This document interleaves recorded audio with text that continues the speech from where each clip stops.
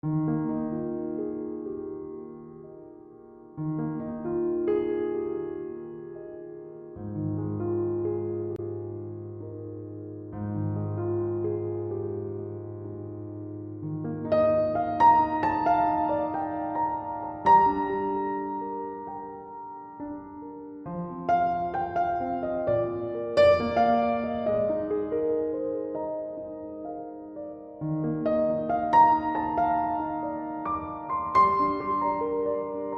Morning friends, শ্রাবন্তীর সংসারের daily ব্লগের আরও একটা দিনে তোমাদের সবাইকে স্বাগত। আর দেখো ওইদিকে আজকের ওয়েদারটা একদমই ভালো নেই। সকাল থেকে বৃষ্টি নামিয়েছে, কালকেও একটু একটু বৃষ্টি হয়েছে, তবে আজ সকালে একটু বেশিই হয়েছে। তো চলো আজকের দিনটা তোমাদেরকে সাথে নিয়ে শুরু করলাম এখন থেকেই। তো সকাল সকাল বাবু আমার সাথে উঠে গেছিলো, তাই ওকে নিয়েই রুমের দরজাগুলো খুলে নিতে চলে গেছিলাম, আর তারপরেই রুমগুলো ঝাড়ু দিয়ে নিচ্ছিলাম। আর অন্যদিকে ও একটা রুম থেকে নতুন পাপোশ এনে সেই পাপোশটা আমাদের মতো যেরকম গেটে দিয়ে রাখি ও সেভাবে দিতে চেয়েছে, তাই সেটাকে আবার গুছিয়ে রেখে দিলাম আর রুমটা ভালো করে পরিষ্কার করে নিলাম। আর আমি রুম ঝাড়ু দিতে দিতে ও তো আমার পেছন পেছন যাবেই, তাই আমি যেখানে যাচ্ছিলাম সেই আমার পেছন পেছন ঘুরে বেড়াচ্ছিল। রুম ঝাড়ু দেওয়া কমপ্লিট হয়ে গেলে আগে আমি ব্রাশটা করে নেব, তারপর বাবুর সমস্ত কিছু করব। আর আমার ব্রাশ করা হয়ে যাওয়ার পর বাবুকে ব্রাশ করিয়ে নিয়েছিলাম, তারপর ওকে জল খাইয়ে আমি চলে গেছিলাম ড্রেস ছেড়ে ঠাকুরকে আগে ধূপ দিয়ে নিতে, কারণ এরপরেই রান্নাঘরে চলে যাব, তো আর ঠাকুরকে ধূপ দেওয়া হবে না। আর ঠাকুর ঘরে ধূপ দিয়ে একটা নিজের রুমেও ধূপ নিয়ে নিয়েছিলাম। এরপর রান্নাঘরটা পরিষ্কার করে নিয়েছি।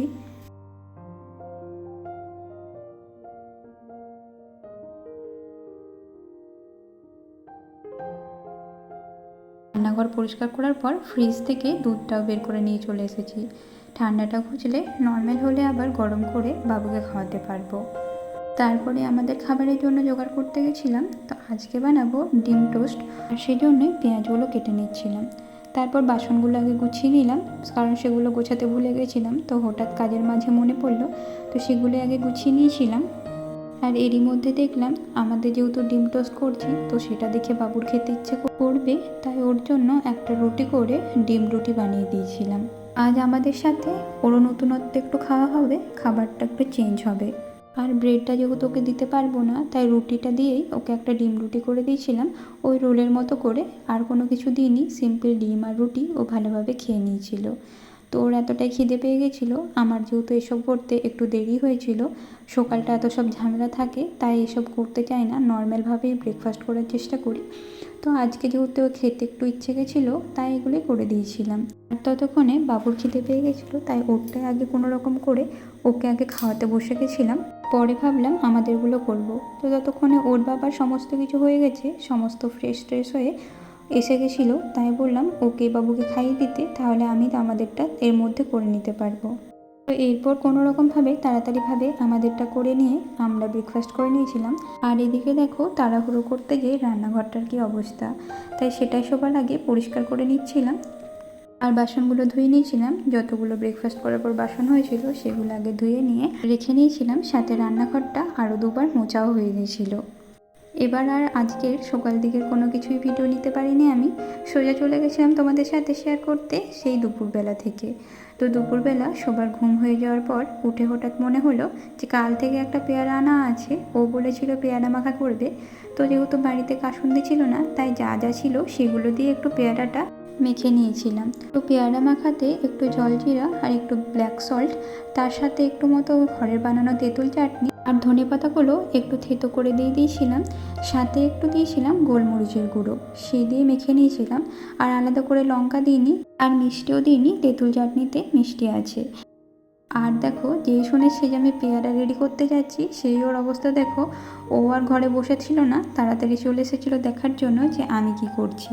আর বাবু খাবে বলেই লঙ্কা দেওয়া হয়নি। এর মধ্যেই দেখো চলে এসেছিলো বাবুর জন্য দুটো ডাইপার অর্ডার করেছিলাম, তো সেগুলো এসেছিলো। তো তোমরা তো জানো ওকে শুধু রাত্রেই ডাইপারটা পরানো হয়, আর যদি বাইরে আমি অনেকক্ষণের জন্য কোথাও যাই যে দেখলাম আমার আসতে অনেকটাই দেরি হবে, তখন হয়তো ডাইপার পরিয়ে নিয়ে যাই, তাছাড়া খুব কম সময়ের জন্য গেলেও ওকে ডাইপার পরাই না। আর এই রাতে হয়তো একবার কি দুবার খুব জোর হিসু করে, সেই জন্য দেখলাম খুব দাম দিয়ে ডাইপারগুলো নিয়ে লাভ নেই, তাই এগুলো দেখলাম অনলাইনে খুব কমই অফারে পাওয়া গেল। ওই 7 টাকা মনে হয় পিস পড়েছিল, আর এগুলো আনিয়ে নিয়েছিলাম। আর সমস্ত রকম নানা কোম্পানির ডাইপার আমি ইউজ করে দেখেছি, দামি হোক কম দামি হোক সবগুলোই। আর এটা অনলাইনে নতুন পেলাম, তাই এটা আগে ইউজ করে দেখি, তারপর তোমাদেরকে কোনো সময় রিভিউ দিয়ে জানাবো যে ডাইপারটা কীরকম। তো চলো, এবার চলে গেছিলাম বিকেলবেলা সমস্ত কিছু বাসনপত্র আবার গুছিয়ে রেখে আটাটা মেখে নিতে। এই কদিন চেষ্টা করছি বিকেল বিকেল রান্নাটা করে নেবার, তাহলে সন্ধেবেলাটা একটু বাবুকে সময় দেওয়া হয় আর ওকে একটু পড়তেও বসানো হয়। আর বিকেল থেকে রান্না না করলে সন্ধেবেলাটা ওই রান্না করতে সময় চলে যায়, তাই বাবুকে আর সেই সময়গুলো সময় দিয়ে হয়ে ওঠে না। আর বিকেল বিকেল রাতের রান্নাটা হয়ে থাকলেও যদি হঠাৎ করে মন হলো যে সন্ধেবেলা একটু বেরোবো, তাহলে আর চিন্তা থাকে না, যতই লেট হোক বাড়ি আসতে রাত্রের রান্নাটা করে থাকলে নিশ্চিন্তে যেতে পারি। আর আমি এদিকে আটা মেখে নিচ্ছিলাম, আর ওর বাবা ডালগুলো সেদ্ধ করে নিচ্ছিল, রাত্রে হবে ডাল ফ্রাই।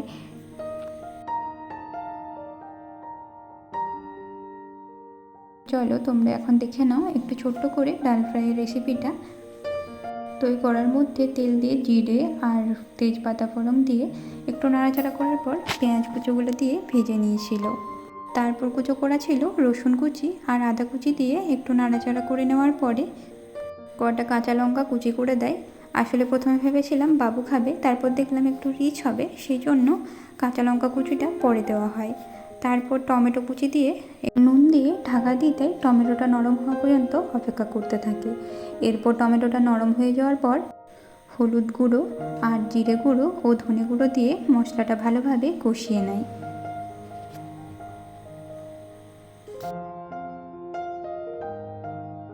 আর ও যতক্ষণ রান্না করছিল আমি চলে গেছিলাম ছাদ থেকে জামা কাপড়গুলো তুলে নিয়ে আসতে, আর সেগুলোই এখন সব গুছিয়ে নেব। আর সকাল থেকে একটু সময় পাইনি যে ছাদ থেকে নিয়ে আসবো, তাই এখন সময় পেলাম, সেগুলো নিয়ে চলে এলাম আর সেগুলো গুছিয়ে নিচ্ছি। আর এদিকে দেখো বাবু ওই ঠাকুরকে যে ধূপগুলো দেওয়া থাকে সেই ধূপের গুঁড়োগুলো নিয়ে শুধু আমার গায়ে দিচ্ছে, আর নয়তো এই জামা কাপড়গুলোতে দিচ্ছে।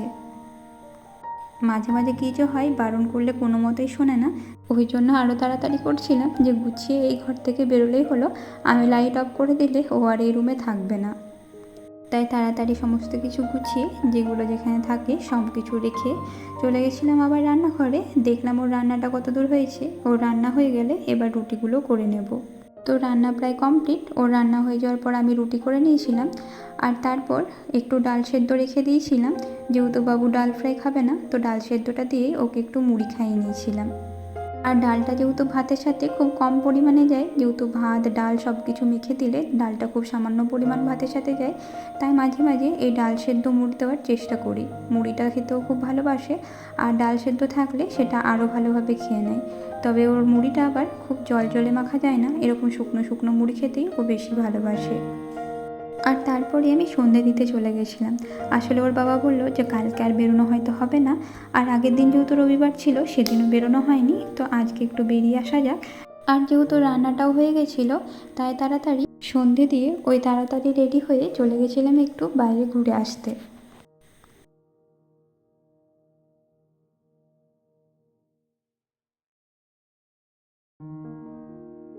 আর এদিকে আমি রেডি হয়ে গেছি, শুধু চুলটা আঁচড়াতে বাকি আছে, তো ততক্ষণে বাবুকে আগে রেডি করে নিই, তারপর চুলটা আঁচড়ে নিয়ে বেরিয়ে পড়বো।